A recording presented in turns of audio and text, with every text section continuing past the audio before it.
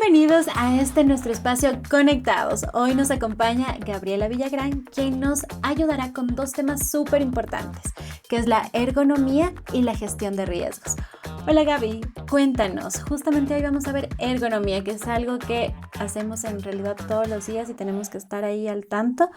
Cuéntanos un poco más. ¿A qué nos referimos con esto? Sí, muchas gracias, Jos, por la invitación. Para mí es un placer y un gusto compartirles información sobre la prevención en ergonomía y también en gestión de riesgos.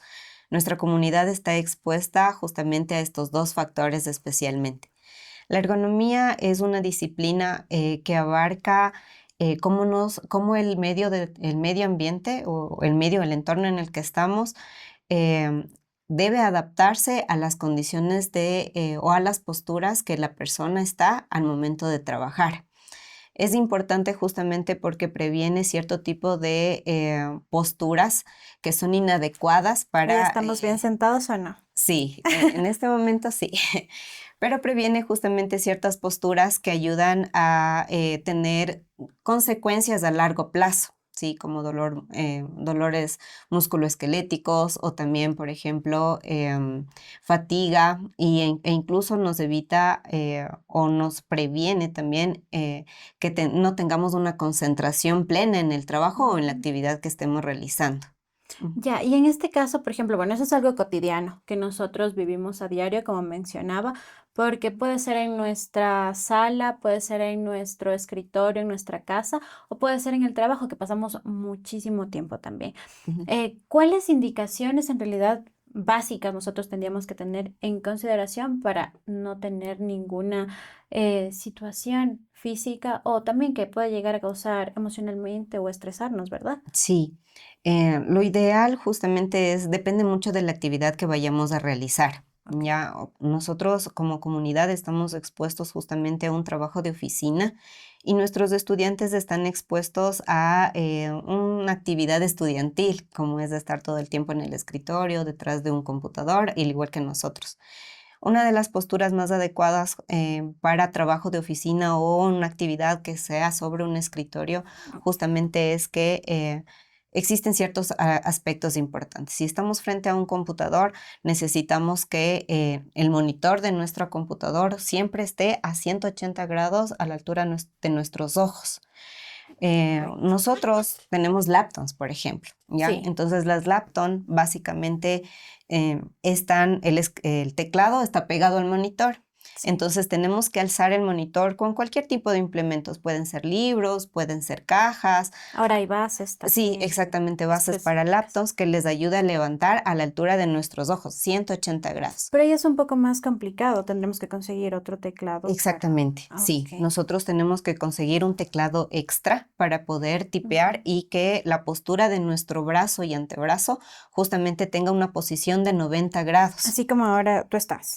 Sí, pero un poquito más abajo. Ok. Ajá, Ujú. sí, y tener un teclado extra. Pero adicionalmente a eso, debemos tener un mouse que sea ergonómico o que podamos tener un implemento extra como una apoya muñecas para que nuestra muñeca no quede posicionada a nivel de flote sobre la mesa, Si no, sino que esté atentado. totalmente descansada. Ajá, y Por lo mismo con el ejemplo, teclado. ahora, bueno, antes hemos visto que hay los ratoncitos, ¿no? Que son ovalados o circulares, Ujú. pero ahora actualmente, supongo que por esto también de la ergonomía y por los diferentes factores que pueden dañar nuestra muñeca, han salido como unas tipo como Como palanquita. palancas, ajá, Ajá. de play.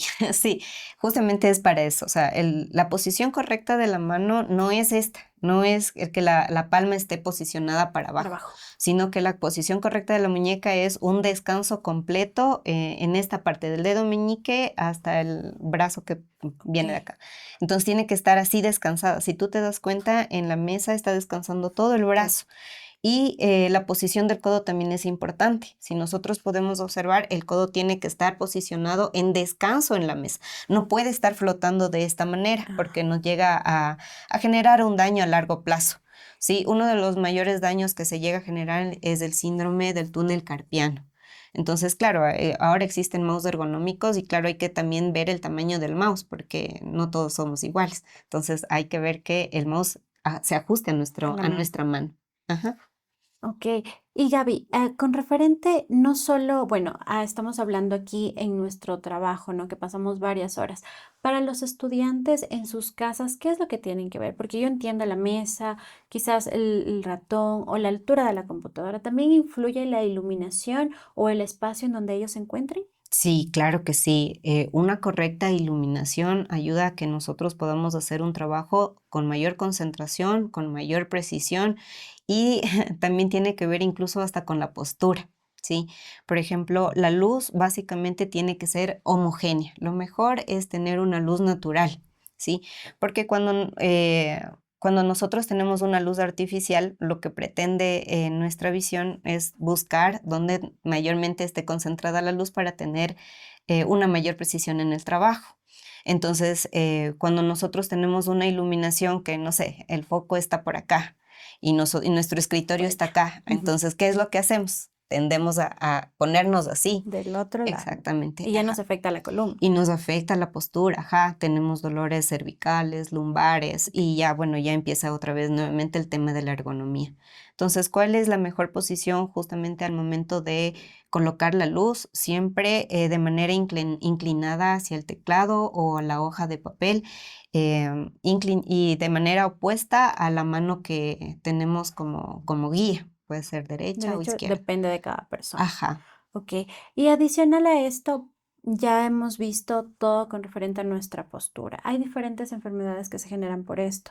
Y también topemos un poquito esto de lo emocional. También influye bastante la iluminación o cómo nosotros estemos para poder trabajar o poder realizar todas nuestras actividades de mejor manera. Sí, con respecto al emocional, por ejemplo, el hecho de que ya empiece a generar una fatiga visual hace que decaiga la eficiencia en tu trabajo. Entonces ya empieza a existir incluso estrés en esta parte. Sí, empieza a existir dolor de cabeza, inclusive. Es por eso que existen dos tipos de luces. Una luz blanca o neutra, como se llama, ajá, y la luz amarilla. Entonces, la luz blanca o neutra está diseñada justamente para que hagas este tipo de actividades de concentración y de precisión, como un relojero, una costurera e incluso trabajo de oficina. Pero la luz amarilla está destinada por otra situación, como es la relajación, la dispersión, el descanso. Entonces ya no necesita ese trabajo de precisión, sino más bien ya es el Lo opuesto. opuesto, más Ajá. descanso. Sí, Por eso también en las casas hay lugar, por ejemplo, la cocina, luz blanca, nuestro dormitorio, luz amarilla. Entonces, con referente a eso, también influye a nuestro ambiente y cómo nosotros nos vayamos a desenvolver. sí. Ujú. Ya. Muchas gracias, Gaby, por estos consejos. En realidad nos van a servir mucho tanto para los estudiantes como para nosotros que trabajamos y nos mantenemos en nuestro puesto de trabajo. Pasando a otro tema, hablemos un poco más de la gestión de riesgos. Ahora que ya se vienen las lluvias, ¿cómo nosotros tenemos que prevenir o qué tenemos que realizar? Sí, el tema de las lluvias generan, al menos en esta época, pueden llegar a generar inundaciones.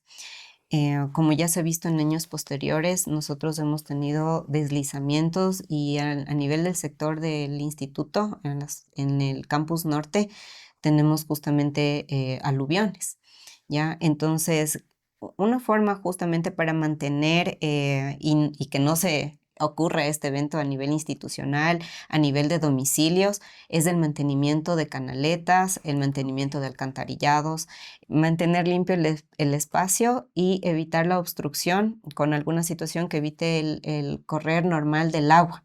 Entonces, eso sobre todas las cosas, pero de ahí siempre prevenir, ¿no? O sea, siempre tener em, ese control sobre las canaletas más que nada, porque ahí es donde se llega a acumular y luego se empieza a desbordar.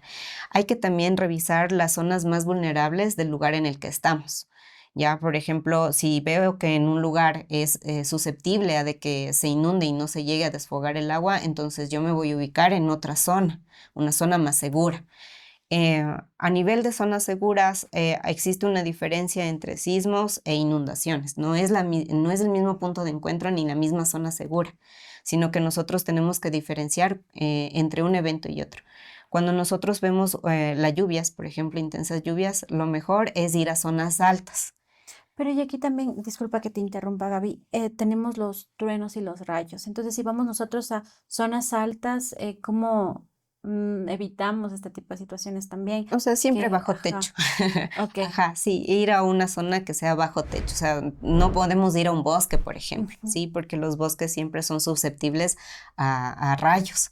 Pero generalmente en la ciudad no pasa eso, sino que aquí, por ejemplo, a nivel de nuestra institución, lo mejor es subir a la zona más alta. Si Claro, tenemos una casa de 2 pisos, en la zona alta. porque, por ejemplo, dicen zona de encuentro y son parques donde haya menos edificios. Y en este caso, si estamos con una fuerte lluvia y truenos, rayos, pues estos centros o estos puntos de encuentro pueden ser también riesgosos de alguna Claro, manera. sí, ajá, por eso hay que diferenciar. Ujú. Por ejemplo, en un evento de sismos es un punto seguro, un parque. Pero en una época de lluvia, esa no es una zona No. segura. Ajá. Entonces hay que diferenciar este tipo de situaciones. Lo mismo pasa con los incendios, ¿no? Aunque el incendio y el sismo concuerdan un poco con la zona de encuentro, pero también hay que saber justamente por dónde tengo que ir. Hay que evaluar mucho en cualquier tipo de situación cuál es la ruta de evacuación, ¿sí? Porque no va a ser la misma ruta de evacuación Para en un un sismo sismo que que para una una lluvia. inundación. Ujú, sí. Pe- Tenemos entendido también, o muchos hemos escuchado, sobre que tenemos una mochila con todos algunos insumos, pero esto para los sismos. Eso también se tendría que tener para La lluvia, sí, ya. exactamente. La mochila de emergencia sirve para toda situación, tanto antrópica como natural, ¿sí? Entonces, la mochila de emergencia es la misma para cualquier situación. Ahí hay que tener ciertos implementos básicos, justamente son una linterna, pilas, dinero en efectivo, algo con que cubrirse, tener cargado el celular. ¿Qué más podemos ir? Cobijas, en época de lluvia un paraguas, sí, siempre algo impermeable y comida no perecible, ajá, que esté dentro del límite de caducidad. Para todos estos tipo riesgos, ¿no? Tenemos que tener alguna palabra clave con nuestra familia, con nuestras personas cercanas. ¿Cuál sería tu palabra o con cuál has acordado con tu familia?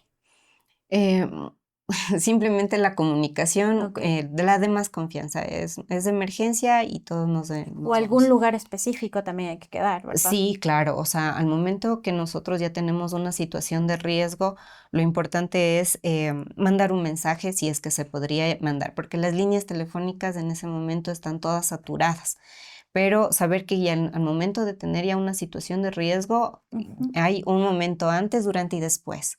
El antes es la prevención. ¿Ya? Entonces ahí es cuando yo me comunico con todas las personas de mi círculo familiar y concuerdo en dónde voy a llegar. Entonces, por ejemplo, en mi familia es el parque inglés, ¿ya? Entonces, si existe una situación de riesgo, yo tengo que llegar al parque inglés, que es donde está más cerca mi hija, mi esposo, mi hogar, pero es la zona segura para nosotros.